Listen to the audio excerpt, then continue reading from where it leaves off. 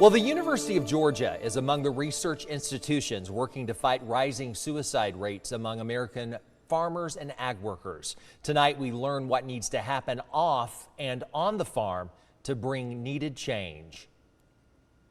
Dr. Christina Proctor, one of the UGA researchers looking to understand and stop growing suicide rates among Georgia's farmers and ag workers, says now that we know the problem exists, it's up to all of us to work to change it. We have a group of people that make up 1% or less than 1% of our population who are feeding the rest of us.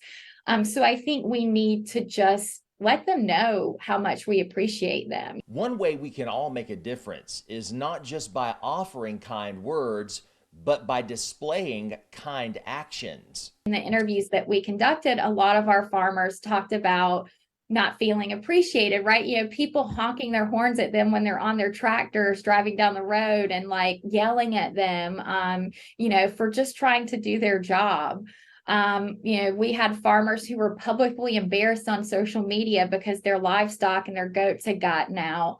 So people creating this unnecessary stress and feeling like those who aren't part of the farming population don't really understand what they are doing for us. The biggest change that needs to happen, Proctor says, is better access to mental health care resources. And it is a real need, again, if we have farmers who want to talk about mental health or admit that they need help, and then there's no resources for them, there's really not a lot that we can do there. Proctor says those who interact with farmers the most can take steps to offer them more support.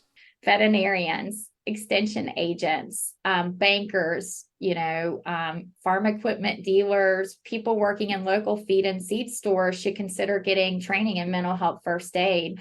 So they can be able to recognize somebody who might be experiencing a mental health issue. Most farmers surveyed said if they did decide to address mental health concerns, they'd turn first to their family physicians. And Proctor says doctors need to offer them complete understanding. They also reported having physicians that didn't really understand what it was like to be a farm owner or a farm worker. Doctors telling them to take 2 to 3 weeks off of work to deal with an injury or an illness, and that's something that a farmer couldn't do.